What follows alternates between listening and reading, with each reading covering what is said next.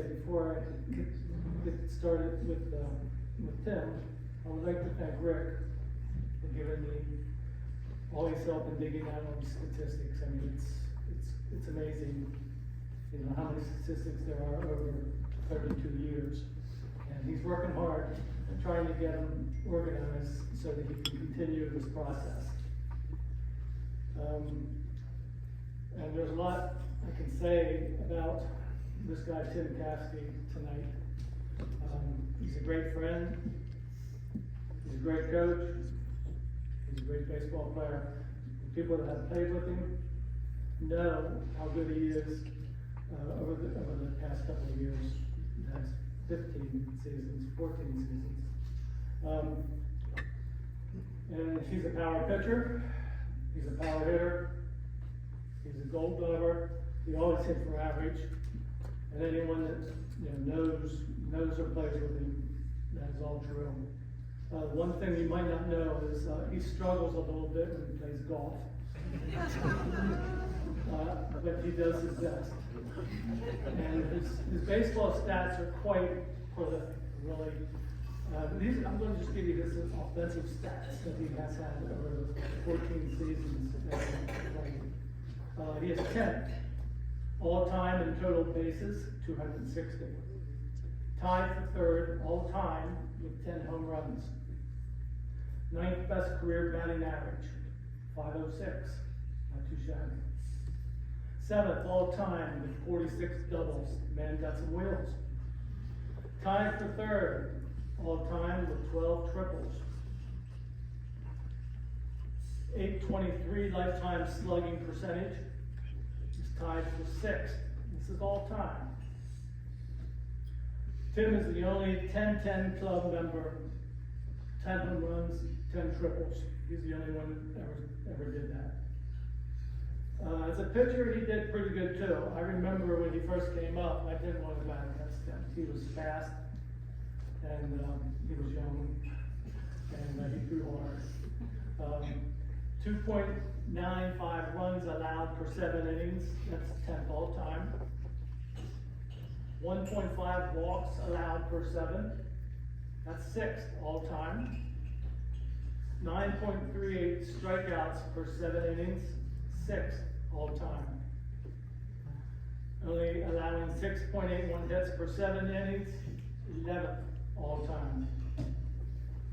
Well, you know, stats like that. He was part of a few important games also. He played in 3 championship games, winning 2010, 2012, and 2018. Tim also won a couple Gold Gloves. 3 at third base and 3 at shortstop. He was also the individual batting champion in 2004 and won the most MVP awards ever. Total of 5, 2 at 49 and under, and 3 at 50 plus. It is my great pleasure to introduce the next Hall of Famer, Tim Caskey.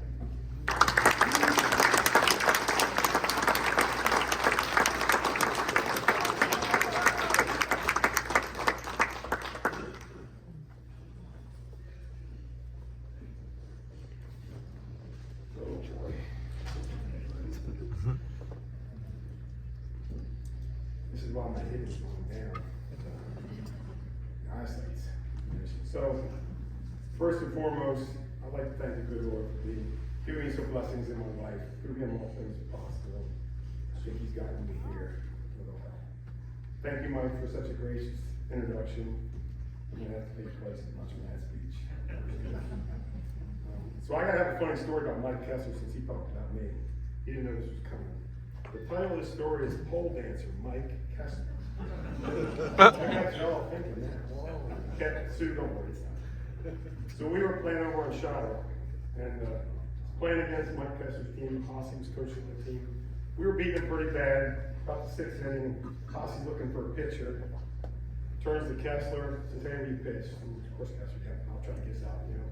We're up 9 or 10 runs, and get 2 runs. We just need 1 round to 6th out. Kessler takes the ball, starts pitching. He's not too happy with the umpire because it's a 3-1 count and the guy's about ready to walk and he thought they were strikes, so guy gets a hit, Mary Lawrence hits again, there's a couple guys on. Next guy hit the balls in the air, Kessel's getting a little down because he wants to get out of the inning. Works the next guy to the 3-1 count, and we're sitting on the third base side, and I'm sitting on the front of the dugout on the block wall there, watching. And all of a sudden our player pops one up on the third base side. And I see Kessler running off the mound, see the ball, I'm like, that might be playable. It's getting close to the dugout. So it's Kessler ball. I'm like, I go up, I said, dugout! I'm yelling at him, slow down. He's not slowing down. Not Mike Kessler. I'm getting close, I said, slow down. And I get this vision, it's kind of funny, I want to laugh, but I'm bad. So Kessler's running, he's got his hand up to the ball, and his right knee's up, and it looks like he's gonna embrace the pole. The pole's right in front of him. I'm like, he's gonna stop. The next thing you hear is 2 noises. Bang, ball hit the roof, and dong, Mike hitting the pole. I just stood there, he bounced off the pole, his hat went flying, he hits the ground. And I'm standing over the top of him, like, oh my God, he's dead. About 3 seconds later, he grabs his hat, puts it on, turns around, looks at the umpire and says, give me a ball. And heads right back to the mound. So, if you play with Mike Kessler, you know he's a competitor. He wanted that last out because he didn't want to go back on the mound. So, yeah, that's what I call Mike Kessler was a pole dancer there. So, I'm very honored to be here tonight to receive this Hall of Fame induction. It's a humbling experience when your peers are responsible for making it possible. The coaches nominate, the current and former players of the Hall of Fame members vote you in. And I'm truly thankful to this group of individuals for considering me. My family and friends are here tonight to celebrate with me. I really appreciate them coming out tonight. It makes the evening that much more special to have you here. My wife Suzanne deserves special recognition. We've been married for 36 years, so that in itself is noteworthy, you know, for her to hang around with me for that long. We've really known each other since 7th grade, so I've known my wife for 46 years, so she's known about my baseball addiction for a long time. So it was nothing new when we got married. She has been instrumental in keeping me on the ball field over the last 14 years. I've had 2 shoulder surgeries and a hip replacement. And after each one of those, she rehabbed me and got me back on the field. It's kind of nice having a PT at home. She's a physical therapist, so I got extra care at home and extra hours. So she got me back on the field. She never mentioned that dirty word though, retire. I know it was swimming around in her head, when's this guy gonna stop? You know, 2 shoulder surgeries and a hip replacement, do I think that's enough? But she was always there for me. So the Hall of Fame. So I got the phone call from Scott. Well, I got a text from Scott. He said, call me. And I thought it was his normal call saying, hey, Caskey, you gotta get your money in. You're late, you know, coming to the banquet kind of thing. And I thought maybe he was plugging me for coaching again because he asked me a couple years ago when he needs some coaches. Hey, you ever think about it? I thought, he's calling me for coaching. And then he said, no, this is the Hall of Fame this year for you. And I was sort of quiet. So didn't expect that to come. So after the call, it started to sink in the significance of this nomination. It became quite clear that I didn't get here on my own. There have been several individuals that helped me get here today, and I would be remiss if I didn't mention them. So I'm gonna sort of turn back the clock, so hang in there with me. It all started with me back in Spring Grove. I grew up in Spring Grove. My first league that I played in was the Pony League. We didn't have a T-ball league back then. It was all Pony League first. And Coach Barnhart was organized it all, gathered up these 7, 8, 9-year-old kids running around all over the place, got the teams together. We played during the summer. We show up on certain days. I had to get rides with Coach Barnhart. My mom couldn't take me there, so I lived 4 miles away from Spring Grove. It was a little far for a 7-year-old drive bike, but I could go a quarter mile down the road to Coach Barnhart's house and he'd take me to the league. So he found out on evaluation day he was watching this cross-handed, right-handed batter standing there swinging with pitches. And he stopped, he dropped his glove, and walks into the plate and he says, you like holding your hands like that? Well, yeah, comfortable with me, you know. He says, well, why don't we do this? How's that feel? I don't know, I'll try it. So he's a pretty smart guy, so that left-handed batting worked out for me. So I was cross-handed right swinging for a while. And he so I think that worked out. And I really appreciate Coach Barnhart for just taking a little time to get a little kid straightened out. Spring Grove Legion, Spring Grove Little League was Coach Thomas.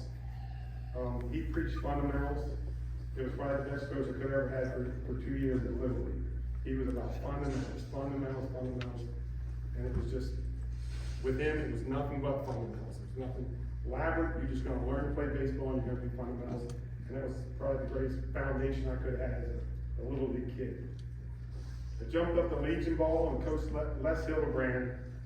Les taught me the game within the game. Strategy. Thinking ahead scenarios. Les was a great coach. He'd take a 500 high school team, the same kids who come out of Legion, we go 15-1 and win the Legion title. He just taught me to see the game ahead of the game. Les was always thinking an inning ahead about what was gonna happen. He was 4 batters ahead of what he was gonna do and make happen. I think he's the one that got me interested in coaching after I grew up, is about watching him coach a game, his strategy, the way he got me to think more than just be at bat or be grounder, to think ahead in the game. Then I was an 18-year-old kid standing in Stoverstown Central League. Curly Holtzapfel. I could probably stop right there. A lot of you know the infamous Curly Holtzapfel. So I wanted to play on the Stoverstown team when I was 18. I used to play in all these leagues. You were only 2 years separation. Now there's 20 years separated between me and the oldest guy on the team. It was a very talented team. I could have probably left and went to Jefferson and started right away, but that's not what I wanted. I wanted to play at Stoverstown. And Curly knew it. You know, he was old school and he said, hey, you know, I'll get you in, you do your time, show me you can fit in, and I'll get you in sometime, right? So the first year, I just substituted. I didn't play. I just substituted, pinch hit, sat on the bench a lot. I didn't get deterred because Curly was always there for me. He didn't want me to leave. He wanted to keep me there. The one thing I learned from Curly was to be patient, right? Be humble. Didn't matter if I was a shortstop and pitched all my life. I didn't do that for Stoverstown. There was better players on that team, and I had to learn that. And to work hard. I worked really hard. I ended up playing second base and batting sixth, but my first year I played right field and batted ninth. You know, so that for the first year. So eventually I worked my way in, and Curly was there for me the whole time. And one thing I will learn, probably the biggest lesson I learned from Curly, you know, Curly's an excitable guy out there. Whenever umpires didn't do what he wanted to do, he got after them. He got after the players too. But I learned if your coach chooses to back him, he's an excitable guy, you really don't want to stand right in front of him when he gets excited, because you're going to get the back of that. You know, if Curly started yelling, you sort of move to the left or move to the right and let him go, because you were going to get hit with that tobacco spray. The last two individuals I want to talk about are my parents. My parents are great role models. Sorry. I was going to do this. Come on, Tim. They were great role models and set examples for me. Have a strong work ethic, respect for everyone in the game, play hard at all times, and having a strong faith background. My parents are not here tonight. My dad passed away 3 years ago. And my mom's at home and she doesn't travel well. But when I told her, she was got a smile on her face, and the first thing she said is, your dad would be proud of you. I don't care if I'm 58 years old. When you hear your dad's gonna be proud of you. That's all I ever played for, was to make my parents happy. And that hit me bad when my mom said that, so I apologize for getting emotional for all the fake speech, but it would have been nice to have my dad here. So that's how I got here. Combination of good men giving up their time, their knowledge, and their love of the baseball game to teach me, and great parents, be role models, be very supportive. I want to talk about the Old Timers League and what it means to me, a little recap. When you normally hear a Hall of Fame speech, the player usually talks and refers to like one coach or two coaches and a handful of players. Well, I can't do that. I broke into the league at the young age of 44, and I had 10 coaches in 14 years. I met 10 different guys, men, formed a relationship with 10 guys in 14 years. I emailed Scott and said, I think I can get this right.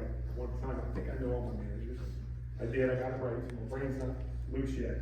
So my first year I played for Jeff Gossard, and I was not a draftee, I was a replacement player. I played 5 games, I was sort of on the waiting list for somebody to get hurt. The second year I played for Ken Hershey. The third year I got drafted by Jim Shinetska. He drafted me 2 years.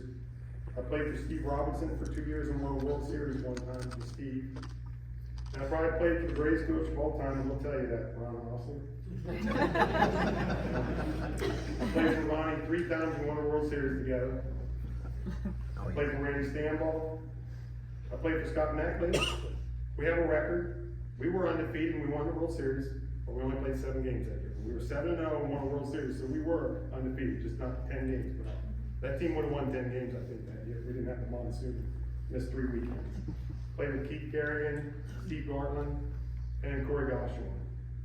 And a funny little stat is, in those 14 years, I was on 7 National League teams and 7 American League teams. Never thought we'd work out that like a 50-50. Teammates here in the league. I played with over 100 different teammates in my 14 years. Guys with different baseball levels of skill. Some never played before, some played men's league. All ages and all walks of life. I played with numerous relative combinations, father, sons, brothers, cousins. I played with the Millers. I played with the Greens. I played with the Kesslers, the Ravers, the Bacons. There's a whole lot more. Making new friends along the way. I have to thank all these coaches and all my former teammates for their contributions to my success in the league. I see the respect and the sportsmanship for one another in this field. One example I think of is Dale Cronster. You know, you can't help but want to see him get a hit at 80+. Whether I'm playing against him or I'm watching the game, I'm rooting for Dale. Because that's what it's about. And if Dale gets one through the infield, you have enough respect. He's not the fastest guy anymore. To let him get to first base, you don't throw him out. That's something that this league's about, and I appreciate things like that. Off the field, I witnessed a league that responds with compassion and caring for other members. Someone experiences health issues, communication goes out, and I see everybody respond. Someone passes away, communication goes out, and there's passion and compassion for everyone in the league to respond to those people. Someone gets injured. Just like Ken Brignall 2 years ago, he got injured pretty severely in the game. There was a lot of communication about Ken, people sending letters to him, people communicating to him, people showing up at his house. That's the kind of league I want to belong to. We have a scholarship fund to give back to the next generation. We're not just all about us. These experiences are unique to this league. While the thing that brings us all together is baseball in the end, the result is much more for each of us. I find this league to be like a community, made up of a bunch of baseball players. Each year it feels like a family reunion when we come back together again. All these leagues have made this league such a success and popularity. I think Ken Hershey and those that found the league will be proud of the products that are on the field today. I want to thank Scott Macklin for his role as commissioner. I hope he continues, and those serving all their officers in the organization for making this league a continued success. I am very proud to represent this league as a Hall of Famer, and I will cherish this for as long as I live. Thank you.